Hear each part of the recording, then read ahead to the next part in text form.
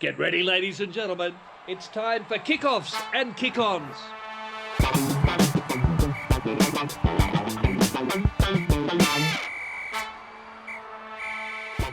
Yeah, I'm ready. I'm just getting myself ready here. Yeah, this is playing how it is. It's like that. It is a bit. Yeah. This won't be an easy one, boys.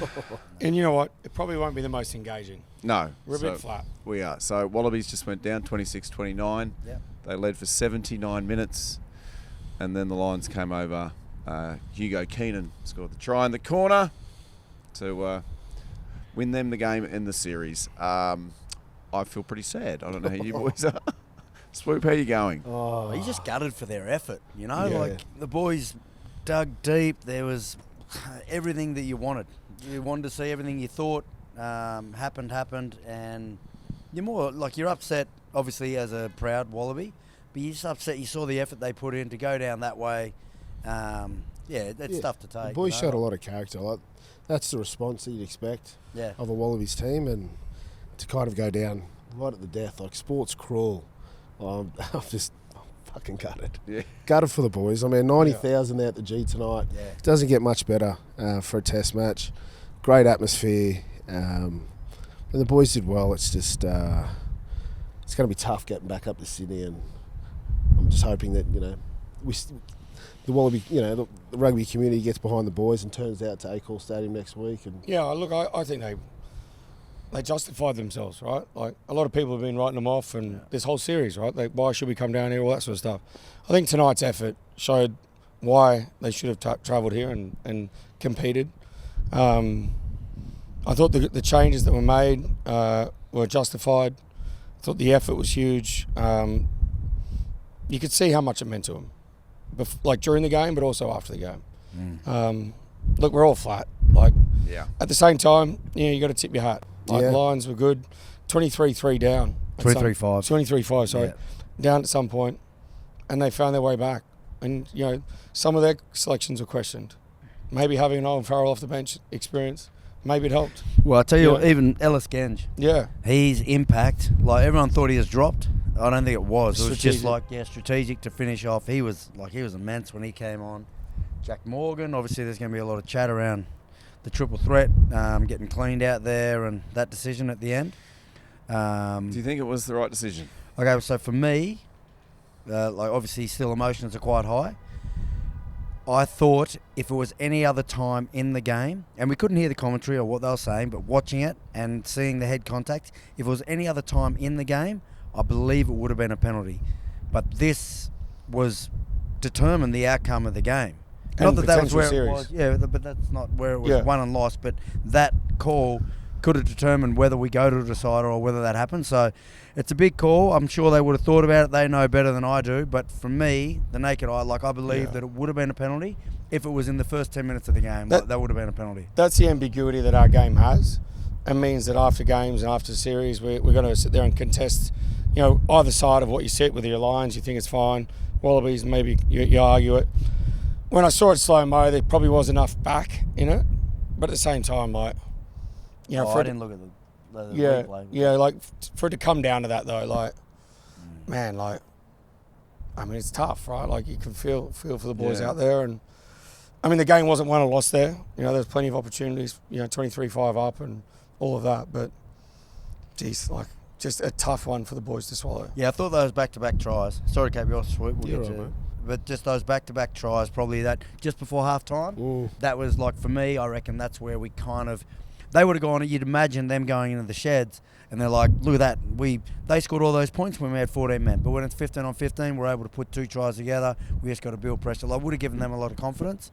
But, sorry, Swoop, what were you going to say? No, I was just going to highlight there's some big threat? performances out there. I thought Will Skelton was immense. Oh, he's He was huge. Harry Wilson was great. Bobby Valentini. That's the punch we kind of needed And in our attack. abrasiveness. And It's tough, right? Because those boys weren't available in game one, and I know the Lions have also had their struggles with injury. In a perfect world, you'd love to have seen 3-game series with both teams fully fit, and I'm not saying the outcome would have been different, but geez, tonight's game was such a better game and more competitive across the board. yeah, I mean, like those guys had an impact, and there'll probably be a couple of changes for the last game for both teams. But oh man, it's a tough one, Prof. Yeah, it was amazing sitting.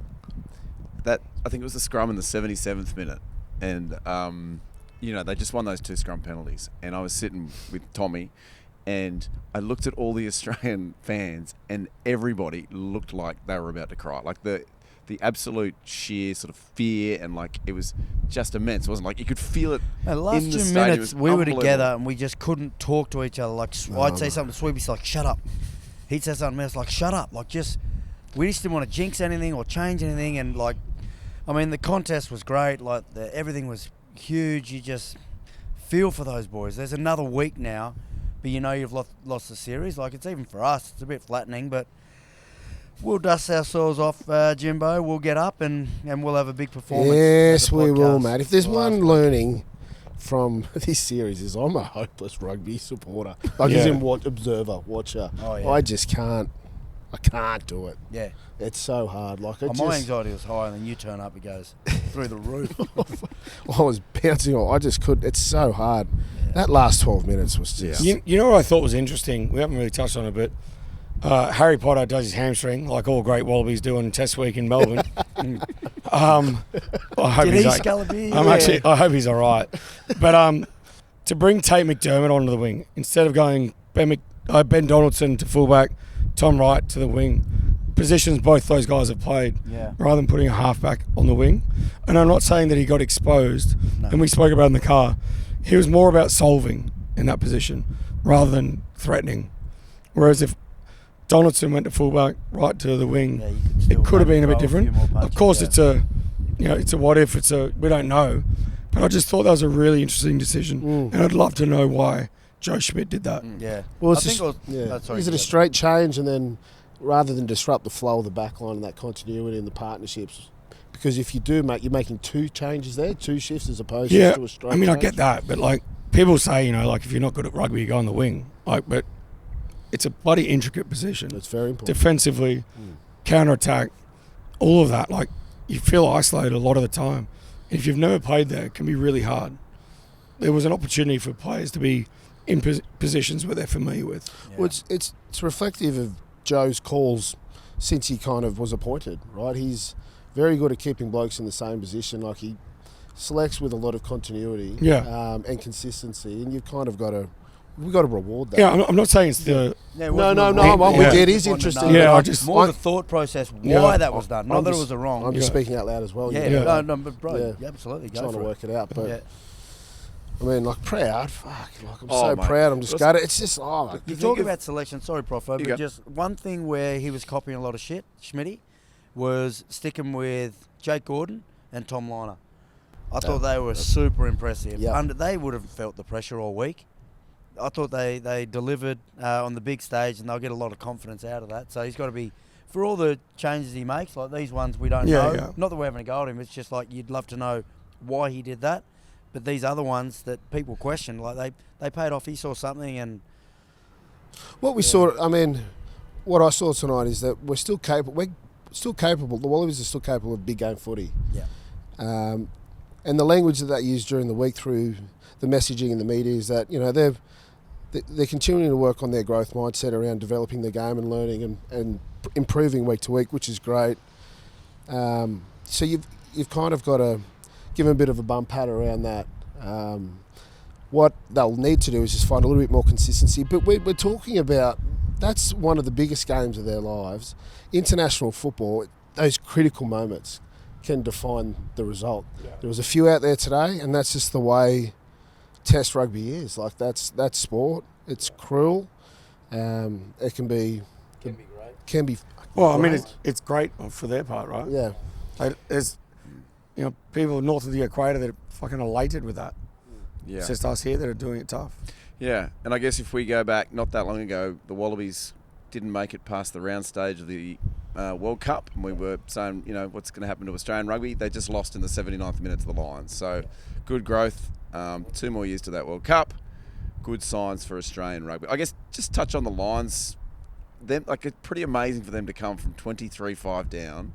Yeah. To not give up and to come over the top of us. I'd be interested to hear what was said, but who spoke at halftime.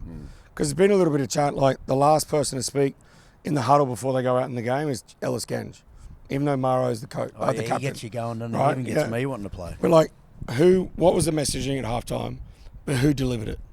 Because, they already started to come back, but to stay in it and keep going, and just the resilience they showed, I thought it must have been great leadership. And I don't think it would have been just from one guy, Maro Tojo. It would have been him, but also with a collective of leaders. I've seen some great Lions teams over the years like that. That's got to be up there with probably the best Lions squad or team that I've seen play. It's hard because you go through your different eras, right? And they come up against different oppositions with three kind of teams every 4 years, but that's quality outfit. Yeah. Like I've been super impressed with the way they've gone to work over the last few weeks. Like they've played some genuine rugby, and I've really enjoyed watching it. Yeah, it's not been what you think. No. The Northern Hemisphere rugby, Exactly. just maul, scrum. They were impressive. I think a lot of it coming back from that deficit has to do with leadership. Drew touched upon, you don't know who actually was talking, but you got Jemison Gibson Park, Finn Russell, like the game controllers, Sheehan, plus then you've got a Toji, and you go through. There's guys there that have been in this situation before, I'm sure, whether it's club or international, and they know, okay, so let's just focus next 10 minutes. Let's be the next to score. They score, they get confidence. Okay, let's catch the kickoff. Let's get back down. Let's score again. Like, they just don't think long and get overawed by the situation they're in. They just stay in the process, Yeah. and that's how they got their way back in. Yes, congrats to the Lions. That's Sort of, yeah, well that's done. the series. No, well well done. done. 2-0. And they're to great them. supporters. Good on you. Yeah, they are great. Yeah. You can go home now. Off you go. No, don't go home. No, come to the Luna Park show. Yeah, come to Luna Yeah, Park, yeah. and then Saturday we're going to spank you. Friday night, Luna Park. 10 tickets still left, so make sure you get those. Gents, thank you for sitting on the rooftop with me. Yeah, good on you, Jimbo. Well done. MCG Nice just work. there. There it is. Yeah, it's great. Another That's where it all happened. Where? Back there. Melbourne, tick. Well done, boys. Well done, boys. It's been a Did very pleasure. well. Another Yeah. great week. One to go. See you guys. Cheers. KOKO. KOKO. KOKO. Oh, wow. That is the best video on YouTube. You know what you need to do now? You need to like and subscribe down there. Or if you want extra content, might be down there, you need to go up here or up here and get more of that gear. Thanks for supporting Kickoffs and Kick-Ons, and we will see you very soon.